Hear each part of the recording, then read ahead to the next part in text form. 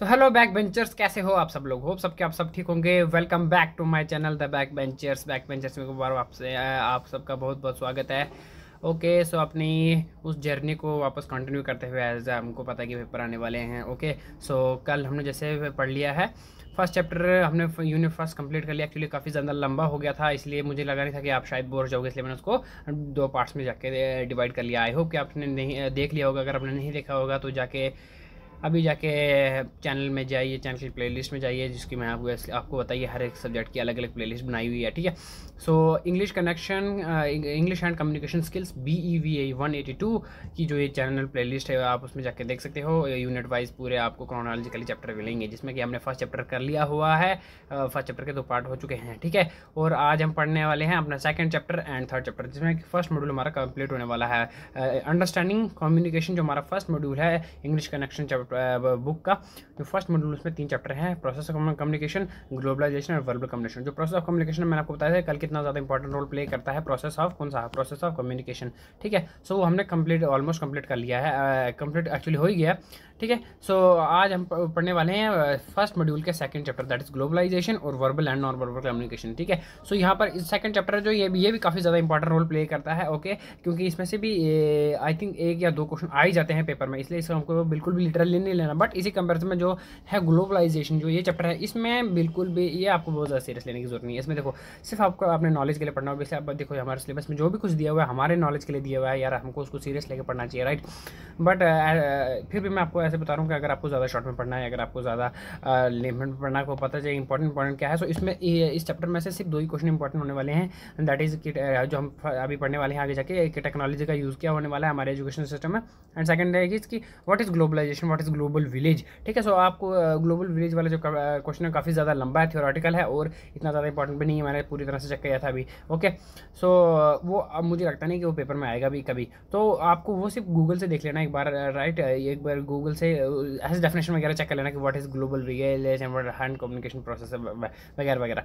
ठीक है, सिर्फ एक ही क्वेश्चन है इस चैप्टर का, ग्लोबल विलेज द ग्लोबलाइजेशन। इस चैप्टर का सिर्फ एक ही वो क्वेश्चन है ग्लोबल विलेज, जो आपने इंटरनेट से देखना है। बाकी अच्छा, पूरे चैप्टर में से सिर्फ 2 ही क्वेश्चन इंपॉर्टेंट है। फर्स्ट है global village and second is technology, use of technology. So use of technology पहले भी आया हुआ है पेपर में, इसलिए मैंने अभी आगे जाके चेक वो किया रखा है आपके लिए। एंड ग्लोबलाइज जो ग्लोबल विलेज है वो आपको इंटरनेट से देख लेना है, सिर्फ एक बार पढ़ना है उसको, आपको याद करने की जरूरत बिल्कुल नहीं, मुझे नहीं लगता वैसे भी पेपर में आएगा। ठीक है, उसके बाद है verbal and non verbal communication. हमने पहले ही कल हमने पढ़ लिया है कम्युनिकेशन के डिफरेंट टाइप से भी, बस उसी के टाइप्स आएंगे उनके जैसे ही आगे, उसमें कुछ और बिल्कुल अलग जैसे नहीं। अगर हमने कल की वीडियोस देख ली होंगी, पहले की वीडियोस देख ली होंगी, जिसमें मैंने बहुत अच्छे से कम्युनिकेशन समझाया हुआ है, बिल्कुल मतलब बेसिक कंसेप्ट से। अगर आपने वो जाके कर लिए होंगे, सो आई होप कि आपका आज का टॉपिक और ज़्यादा आसान होने वाला है, क्योंकि ऑब्वियसली अगर आपको बैकग्राउंड पता होगा किसी चीज़ का, तभी आप जाके उसके आगे वाली चीज़ें समझ पाएंगे। ओके, सो अपना टाइम वेस्ट ना करते हुए आज के अपने फर्स्ट टॉपिक और बढ़ते हैं, that is globalisation. Okay guys, तो आज हमारा सबसे फर्स्ट टॉपिक होने वाला है ऑब्वियसली ग्लोबलाइजेशन, जो मैंने बोला था, जो टॉपिक में बोला था ग्लोबलाइजेशन। ठीक है, सो उस ग्लोबलाइजेशन का एक ही क्वेश्चन आएगा ऑब्वियसली ये, और ये बहुत ज़्यादा इंपॉर्टेंट है, आपको ये याद कर लेना है। Okay, so what are the benefits of using technology in language learning. Sir language learning में, भाषा सीखने में हम टेक्नोलॉजी का क्या यूज़ हो सकता है। ऑब्वियसली हमको पता है टेक्नोलॉजी का, तो ये ऑब्वियसली इंटरनेट, कंप्यूटर वगैरह, फ़ोन्स में जो आजकल नए नए ऐप्स आ रहे हैं, नए नए जो एप्लीकेशन आ रही हैं, और भी जो सारे जो सॉफ्टवेयर आ रहे हैं पावरफुल। ठीक है, ये सारी चीज़ें हैं टेक्नोलॉजी हैं। ओके, सो ये बोल रहे हैं क्या भाषा सीखने में, क्या लैंग्वेज लर्निंग में भी टेक्नोलॉजी का यूज़ हो सकता है, लैंग्वेज के लर्निंग में टेक्नोलॉजी का किस तरह से यूज़ हो सकता है। ठीक है, देखते हैं। Technology in language learning within education centers is not the future but the present of the education. The use of technology in the classroom has become the perfect complement of the mastering or gaining command on the language and English course accomplished by the technological support are the most effective and the attractive student who want to be successful in their learning. Obviously जो technology है वो काफ़ी अभी future का तो हमको पता नहीं ऑब्वियसली क्या होने वाला है, लेकिन अभी हमको इसमें फ्यूचर ज़्यादा सटीक नहीं पता कि क्या टेक्नोलॉजी फ्यूचर में एजुकेशन को अप्राइज करने में, एजुकेशन को और ऊपर बढ़ाने में टेक्नोलॉजी अपना मदद देगी या नहीं देगी, वो हमको बिल्कुल नहीं पता अभी। बट अगर बात करें इसी टाइम की, तो प्रेजेंट में एजुकेशन के लिए टेक्नोलॉजी बहुत ज़्यादा इंपॉर्टेंट है। ऑब्वियसली अभी देखो हम फ़ोन यूज़ करते हैं, हमको कोई भी क्वेश्चन नहीं आया तो हम 1 मिनट में गूगल यूज़ कर लेते हैं, राइट। और यूट्यूब है हमारे पास, इतनी सारी चीज़ें पड़ी हुई हैं, और ये सारी क्या है, ये सारी टेक्नोलॉजी है कहीं ना कहीं इनको हम अपने एजुकेशन पर्पज़ के लिए यूज़ करते हैं। ओके, और हम इस अगर लेट कर लो किसी बच्चे को इंग्लिश वगैरह में नहीं आती, जैसे अब ये इंडिया में ऑब्वियसली प्रॉब्लम, सो हम अपनी इंग्लिश में कमांड रखने के लिए हम गूगल से सीखते हैं, यूट्यूब से सीखते हैं इंग्लिश वगैरह, और भी बड़े सारे सब्जेक्ट हैं जो हम यहाँ से सीखते हैं। ठीक है, सो इसी ऐसे जो है टेक्नोलॉजी रोल प्ले करती है लैंग्वेज लर्निंग में। ओके, अब ये आप बेसिक अपना इंट्रोडक्शन रख सकते हो। Okay, the best complementary tool for the teachers in the classroom. सबसे पहला पॉइंट ये है, जो टेक्नोलॉजी है वो टीचर्स के लिए बेस्ट कम्प्लीमेंट्री टूल है क्लासरूम में। कैसे है देखते हैं हम आगे। आज को भी आपको पता है सबसे पहले स्मार्ट बोर्ड आ गए हैं, राइट, सो जिसकी वजह से काफ़ी ज़्यादा अट्रैक्टिव है वो स्टूडेंट को। देखते हैं आगे। Education technology today's advantages for the teachers in so many ways to share. Traditional teachers is not so efficient anymore, and teachers need to be motivate their student more than ever. Were presenting and animated in classroom. Books are taking a back seat, and new technology means that classes can be much richer and content with more participating in the before. Okay, एक minute. Okay, सो आज के time पे जो teachers हैं वो आपने देखा कि जब काफ़ी गांव के लेवल पे या फिर लोकल लेवल पे आपको नहीं मिलता, लेकिन जब बड़े स्कूलों में जाते हो, बड़ी ज़्यादा जो शहरों में होते हैं 8% बहुत बड़े बड़े जो स्कूल होते हैं, राइट, जो प्राइवेट स्कूल होते हैं उनमें क्लासरूम में ही प्रोजेक्टर लगे होते हैं, ठीक, स्मार्ट बोर्ड लगे होते हैं, जिससे काफ़ी ना काफ़ी बड़े ज़्यादा एक तो अच्छा प्रेजेंटेशन आपको मिलता है। जब हम आगे जगह पढ़ेंगे कि हाउ टू एक प्रेजेंटेशन कीजिए कैसे दी जाती है, वो भी लगा वो भी एक, जब प्रोजेक्टर पर हम कुछ समझा रहे हैं वो भी एक प्रेजेंटेशन की तरह ही होता है। ओके, सो यहाँ जब बड़े बड़े स्कूल में जो टीचर हैं वो कहीं ना कहीं जो प्रोजेक्टर यूज़ करते हैं वो काफ़ी अट्रैक्टिव होते हैं। आज के उसके कंपेरिजन में पहले के टाइम के जो टीचर थे वो खुद से पढ़ाना अच्छा समझते थे, राइट, वो ज़्यादा कहीं ज़्यादा स्किलफुल होते थे। बट जो टेक्नोलॉजी आने के बाद जो है काम काफ़ी ज़्यादा काम आसान हो गया हुआ है। ओके, और काफ़ी ज़्यादा बेहतर हो गया हुआ है। ठीक है, सो ऐसे नहीं है कि स्टडी जो है जो पढ़ाई एक बहुत छोटी सी चीज़ है, ऐसा नहीं है। अगर आपका एक सब्जेक्ट मिल रहा है, एक सब्जेक्ट के जब आप डीप में जाओगे तो आपको पता लगेगा, जब आपको एक सब्जेक्ट में ऑनर्स मास्टर्स करनी पड़ेगी तब पता लगेगा। सो ऐसा नहीं है कि टीचर को सब कुछ पता है, टीचर भगवान नहीं होते, राइट, उनको भी ऐसा कोई पॉइंट आ जाता है कि जब उनको कोई कुछ नहीं आता। सो वो आज के टाइम में अगर टेक्नोलॉजी को तो वो गूगल पर चेक कर लेते हैं, फेसबुक पर चेक लेते हैं, लेट कर लेते हो मुझे एक चीज़ आती है, और अगर एक पैराग्राफ मुझे नहीं आता या एक कोई कंसेप्ट मुझे नहीं आता, वो किसी और को आता होगा, उसमें उसकी वीडियो देख ले या फिर उसके आर्टिकल्स पढ़ के सीख सकता हूँ। ठीक है, सो इस तरह से जो एक टेक्नोलॉजी या टीचिंग में अपना रोल प्ले करती है। ओके, सो ये था टेक्नोलॉजी का फर्स्ट स्टेप लर्निंग में। ठीक है, दैट इज़ वो टीचर्स के लिए एक इंपॉर्टेंट टूल बनेगा, दैट इज जो टीचर हैं वो बच्चों को अच्छे तरीके से समझा पाएंगे। ओके, सो सेकंड क्या आ रहा है हमारा, technology in learning, technology in language learning in motivating and stimulating for the student. The use of technology as much in the classroom as outside, it makes the student feel much motivated using devices that which they can practice language through which features of such voice recognition and interactive multimedia exercises for young student. It is much more stimulating to learn the table or smartphone than the traditional textbooks and its CD of practice exercising.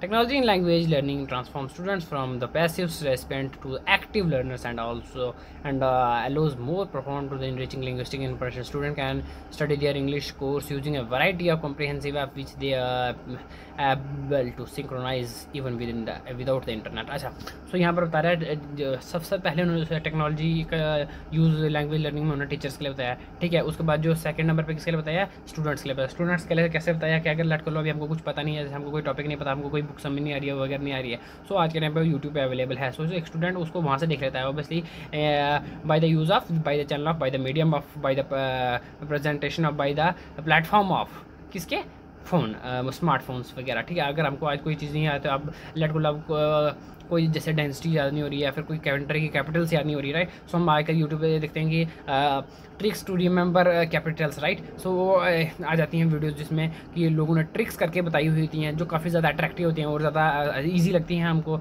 याद करने में। Okay, वैसे होता है। और उसके बाद अगर आपको कोई लैंग्वेज समझ नहीं आ रही आज के टाइम पे लेट कर लो आप, जितना इतने ज़्यादा ग्लोबलाइजेशन होती है, इतनी ज़्यादा वेस्टर्नाइजेशन हो चुकी है, राइट, सो फ्रेंच देखो आप, इंग्लिश के साथ साथ ही फ्रेंच का भी बहुत ज़्यादा कहीं ना कहीं क्रेज़ बढ़ गया है। ओके, सो अगर किसी को आपके पास अगर स्मार्टफोन होगा, ठीक है, आप किसी की कोई पिक्चर क्लिक करके आप गूगल में जाके, गूगल लेंस में जाके उसको ट्रांसलेट कर सकते हो एक लैंग्वेज से दूसरी लैंग्वेज में। अगर आपको इंग्लिश समझ नहीं आ रही है या फिर कोई भी भाषा वो समझ नहीं आ रही है, तो आप उसको अपने जो आपको लोकल लैंग्वेज आती है उसमें भी ट्रांसलेट कर सकते हो, ठीक है। जो कि एक टेक्नोलॉजी का बहुत ज़्यादा इंपॉर्टेंट रोल है इसमें भी, ठीक है। जिसमें से आपको ऐसा नहीं है कि आप जो कोई अगर आप बाहर के देश में चले गए और कोई कहीं पर इंस्ट्रक्शन दिए अगर आपको समझ नहीं आ रही है, तो इसका मतलब ये नहीं कि मतलब आपको उससे मुसीबत का सामना करना पड़े, बट ऐसा नहीं है। इसके कंपेरिजन में आप टेक्नोलॉजी का यूज़ करके उसको अपनी लैंग्वेज में ट्रांसलेट कर सकते हो, जो कि आपके लिए काफ़ी प्रॉफिटेबल रहेगा।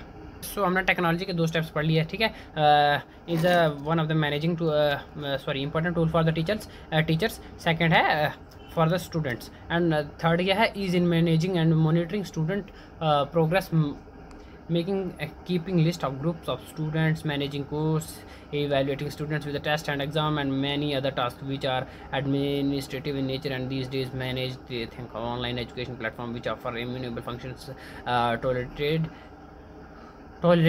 to the education centers needed। अच्छा, सो यहाँ पर क्या बात बता रही है, देखो जब कोरोना का टाइम आया, ठीक है, सो उस टाइम क्या हुआ, कोरोना के टाइम पे हमको घर से ऑनलाइन क्लासेस पढ़नी पड़ी। अब ऐसा नहीं हो सकता कि अब कैसे बताएगा कि कौन सा स्टूडेंट पढ़ रहा है कंटिन्यूसली, कौन सा स्टूडेंट नहीं पढ़ रहा। उसमें हमने टेक्नोलॉजी का यूज़ किया, जूम ऐप्स लाए, इसमें ऑब्वियसली सारे जहाँ पर क्लासेस लगती थी, ठीक है। अब आज के टाइम पर ऐसा सिस्टम सेटअप कर दिया गवर्नमेंट ने, राइट। बायोमेट्रिक्स अटेंडेंस होने लगी हैं, ठीक है। अब ऐसा नहीं है कि आपको रजिस्टर पे लिख के अपनी प्रेजेंट लगवानी पड़ेगी, या फिर वो पहले टाइम उस टाइम लगती ऐसे लगती थी, बट आज के टाइम पे आप टेक्नोलॉजी की तरफ से फ़ोन में ही सबके अटेंडेंस लगा सकते हो। आज के टाइम में आप व्हाट्सएप पे एक ग्रुप बना सकते हो नए जिसमें आपको 100 200 300 जितने ज़्यादा बंदे ऐड कर सकते हो वो कर सकते हो by the use of technology, okay. So technology है काफ़ी आपके लिए एक रिकॉर्ड एक मेंटेन करके रख सकता है as comparison to earlier time, okay। Not only do they give educational institute the best and the most effective control over activities such as activating student account, creating groups, sending and out communication and automobile notification but also they can perform important tasks in such monitoring and the progress of student through the specialization software। obviously आज के time में technology इतनी आगे बढ़ गई है कि एक टाइम मैंने कुछ मशीन ऐसी आ गई जो मूवीज़ में भी दिखाया गया, जो इंसान का दिमाग पढ़ सकता है कि इंसान क्या सोच रहा है। इस टाइम तक इतनी ज़्यादा लेवल तक टेक्नोलॉजी चली गई है, ओके। सो ये था तीसरा function of technology in the use of language learning, ठीक है। उसके बाद फोर्थ क्या है, create a new unique experience as much for the teachers and the students, okay। The flipped classroom method in the English course along with the technology in language learning to compete it in turning English classroom into an environment where sharing, debating, creating and forming opinion in the nature space which is much more creative and participatory। English classes stop being bored and banned with the teachers merely explaining something at the blackboard and become much more active in their senses। अच्छा, learning is better with the virtual whiteboards with the students lot of more involved and online exercises and interactive material। अच्छा, so जब हम YouTube देखते हैं तो काफ़ी ज़्यादा हम वही वीडियोस देखना पसंद करते हैं, राइट। जो कहीं कोई टीचर हमको वाइट बोर्ड्स या स्मार्ट बोर्ड्स पे पढ़ा रहा हो इन कंपैरिजन तो हम जब हमको कोई वाइट बोर्ड ब्लैक बोर्ड पे पढ़ा रहा हो या फिर नॉर्मली ऐसे पढ़ा रहा। क्यों? क्योंकि जो है ऑब्वियसली टेक्नोलॉजी है, फर्स्ट ऑफ ऑल अट्रैक्ट कर लेता है जल्दी से जल्दी बच्चों को। उसके बाद सेकंड द थिंग इसकी स्लाइड्स आती हैं, ओके, जो कि स्टूडेंट्स को पढ़ने में आसानी होती है, ओके। और टू द पॉइंट लिखा होता है स्लाइड्स में एज कंपेरिजन टू जब कोई हमको बुक से पढ़ाता है या फिर ब्लैक बोर्ड में लिख के पढ़ाता है, ओके। क्योंकि अब अलग अलग राइटिंग से कभी समझ नहीं आ जाती है, क्योंकि ब्लैक बोर्ड पे एक तो फर्स्ट ऑफ ऑल बहुत ज़्यादा छोटा सा एरिया होता है, वहाँ पर इतना ज़्यादा लिखने में बहुत ज़्यादा प्रॉब्लम हो जाती है, ओके। सो जो क्लासरूम है जब टीचर्स डिबेट का मौका देते हैं, एक दूसरे के साथ इंटरेक्ट का मौका देते हैं, ठीक है। सो वो भी जो है एक टेक्नोलॉजी का ही पार्ट है, क्योंकि ऑब्वियसली जब टेक्नोलॉजी आएगी, टीचर ने आपको एक टॉपिक दे दिया, ठीक है, आप घर जाइए, आपने फ़ोन से सर्च किया, आपने यूट्यूब से सर्च किया, आपने लैपटॉप से सर्च किया, आपने पीसी से सर्च किया, एक चीज़ आप वो चीज़ आपने प्रिंट निकला, ठीक है, आपने पढ़ा है, रीड करिए, और टीचर ने बोला कि अगर आप आके क्लास में सुनाओगे। हमारे साथ ऐसे होता था, हमको जब टीचर ने एक बार कंसेप्ट दे दिया कि कल आपने ग्लोबल वार्मिंग पे बोलना है, एंड सभी बच्चे अपने घर जाके प्रिपेयर करके लाएंगे, एंड हर एक बच्चा अपने सोर्सेज से जब वो अलग अलग पैराग्राफ, अलग अलग आर्टिकल, अलग अलग सोर्सेज से लेके आता है, एंड जब सब क्लास के सामने पढ़ता है, हर एक स्टूडेंट जब अलग अलग बोलता है, सब मिक्सअप हो जाता है, एंड वो एक डिबेट चलती है, एक डिस्कशन चलती है कि मेरा ये है, मेरा टॉपिक, मैंने इसके बारे में लाया, मैंने इसके बारे में लाया, मैंने इंपॉर्टेंस लाई है, मैंने इसके काजेज आए हैं, राइट।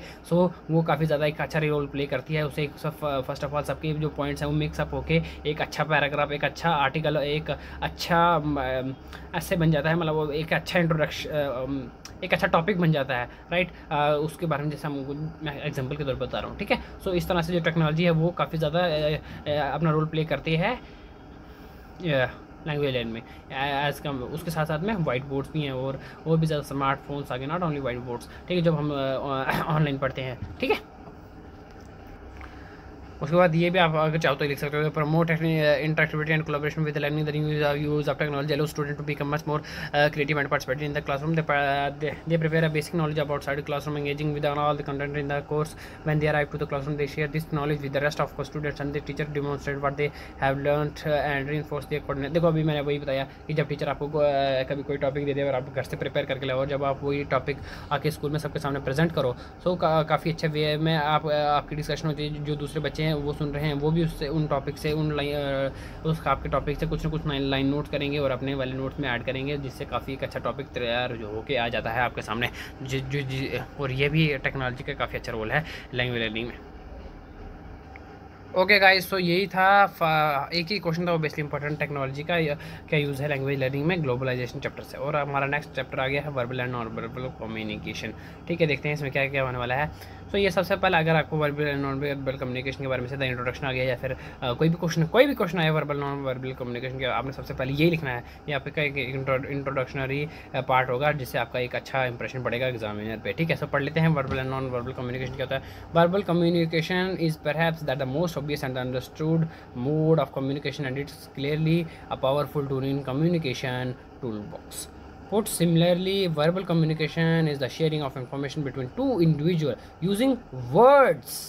राइट अब यहाँ पर यूजिंग वर्ड्स जो है इस लाइन को आप नोट करेंगे, अंडरलाइन करेंगे।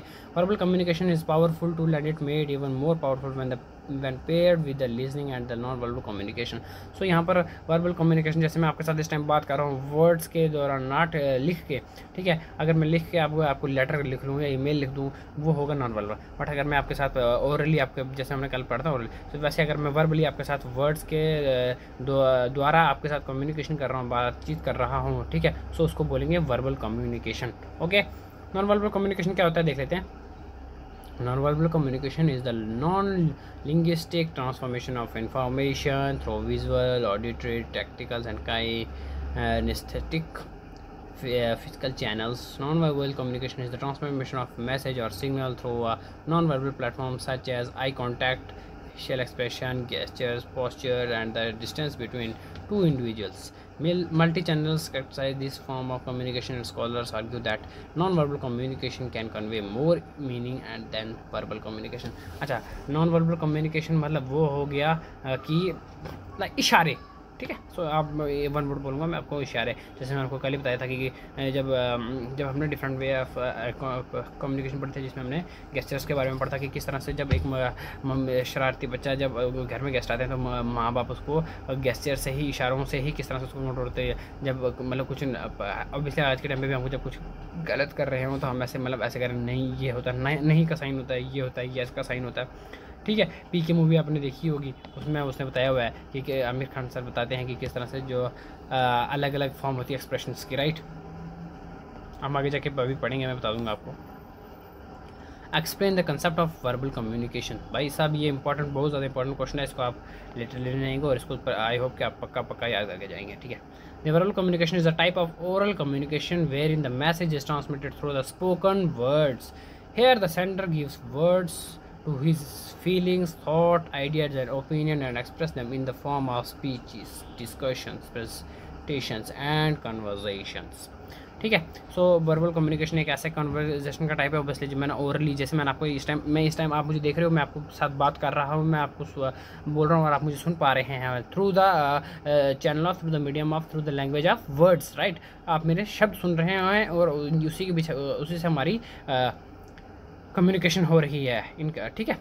The effectiveness of verbal communication depends on the tone of the speaker, clarity of speech, volume, speed, language and the quality of words used in the conversation. In case of verbal communication, the feedback is immediate since they are similar to transmission and the receipt of the message by the sender and receiver respectively. अच्छा, so जो verbal communication हो रही है वो कितनी ज़्यादा effective है, कितनी ज़्यादा सही साबित हो रही है, कितनी ज़्यादा अच्छे से हो रही है, वो इस बात पर डिपेंड करता है कि जो सेंडर है, जो बोलने वाला है, उसकी कैसी अच्छी कैसी स्पीच है, कैसी उसकी भाषा है, कैसे उसके शब्द हैं, ठीक है, किस स्पीड में वो बोल रहा है, कैसी उसकी पिच है, ओके क्या उसके वर्ड्स की जो क्वालिटी है क्या है। अभी मैं आपके साथ बात कर रहा हूँ, हिंदी में बात कर रहा हूँ, इसी कंपेरिजन में अगर फ्रेंच, स्पेनिश, जर्मन भाषा बोल दूँ, अभी मॉरिशस वाली भाषा बोल दूँ, अफ्रीकन भाषा आपके साथ बोलना स्टार्ट कर दूँ, कोई आपको समझ नहीं आ जाएगी मैं क्या बोल रहा हूँ। क्यों? क्योंकि जो मेरी एक लैंग्वेज है वो आपके साथ मैच नहीं कर पा रही है, क्योंकि आप मेरी भाषा को समझ नहीं पाओगे, ओके आप मेरे वर्ड्स को नहीं समझ पाओगे मैं क्या बोल रहा हूँ। ओके सो जो कम्युनिकेशन है उसकी कंपोनेंट्स क्या हैं। कम्युनिकेशन कब क्लियर होता है? जब स्पीकर के अंदर क्लियरिटी, उसकी स्पीच में क्लियरिटी हो, ठीक है, उसके वॉइस में क्लियरिटी, उसके पिच में क्लियरिटी हो, उसकी स्पीड में बोल रहा है। जब काफ़ी लोग होते हैं बहुत ज़्यादा जल्दी बोल देते हैं, ठीक है, समझ नहीं आता कि उतनी जल्दी में क्या क्या बोलते हैं। एक्चुअली मुझे भी बड़ी ज़्यादा आदत है जल्दी बोलने की। ओके सो ये होता है, ये अगर आपको अपनी कम्युनिकेशन इफेक्टिव बनानी तो आपको इन चीज़ों पे काम करना पड़ेगा। और ना मुझे लगता है काफ़ी ज़्यादा जो इंग्लिश बीजी है इग्नो में हमको दिया जाता है, ठीक है, इंग्लिश अभी से 4 आई थिंक 3 साल पूरे 3 साल में हमको इंग्लिश मिलती है इलेक्टिव में, ठीक है। सो मुझे लगता है कि इंग्लिश है वो काफ़ी ज़्यादा इंपॉर्टेंट है और अपना रोल प्ले करती है। ऐसे हम मैक्सिमम टाइम जब हम अपना पीछे छुटाना चाहते हैं इंग्लिश से, क्योंकि फर्स्ट ऑफ ऑल बहुत ज़्यादा वल्गर क्रिंजी हो जाती है, ठीक है, ओके, बट ऐसा नहीं है। इंग्लिश जो सारी है वो हमारे अपने लाइफ के लिए है, हमारे लाइफ में बहुत कुछ सीखने के लिए। आप देखो ये चीज़ें हमको लाइफ में काम आएंगी, एक्सक्लूडिंग पेपर के अलावा हमको पता होना चाहिए किस तरह से बात करनी चाहिए, किस तरह से हमारे टोन होने चाहिए, ठीक है, ताकि अगले वाले को हमारी समझ आ जाए, ठीक है। The sender must keep his speech tone high and clear, audible to all. Must design the subject matter keeping the target audience in mind. The sender should always cross-check within the receiver to ensure message is understood absolutely the same way as this was it intended. अच्छा, सो जो sender है उसको अपने voice है काफ़ी ऊंची भाषा, अब ऊंचा नहीं इतना, मतलब ऊंचा इतना ज़्यादा ऊंचा भी ना बोलते कि सुनिए मतलब ऐसे बंदे को सर फट जाए, गुस्सा आने लगे, बट द थिंग इसकी हमेशा मतलब ऊंचा बोलना चाहिए और क्लियर बोलना चाहिए। आई होप कि आपको मेरी आवाज़ क्लियर आई हो, आई होप कि मेरी आवाज़ आपको सुन रही हो। अगर आपको मेरी आवाज़ बिल्कुल क्लियर नहीं आई है तो कमेंट में बता दीजिए, मैं कोशिश करूँगा। एक्चुअली मैं बिना माइक के बनाता हूँ, ओके, वीडियोस वगैरह। सो आई होप कि आपको मेरी वॉइस कम से कम साफ सुना देती हो और क्लियर ऑडियो आती हो। और मैं आई होप कभी कभी जल्दी के चक्कर में मैं सोच नहीं पाता हूँ मैं जल्दी में क्या बोलूँ। सो मेरा सेंटेंस भी आई होप कि आप ठीक हों और आपको समझ आती हो मेरी पूरी भाषा में क्या बोलना चाह रहा हूँ, okay.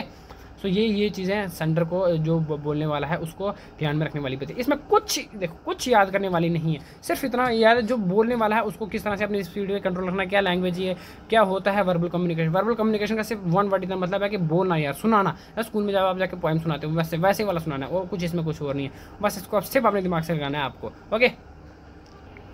The success of verbal communication depends not only on the speaking ability of the individual but also the listening skills.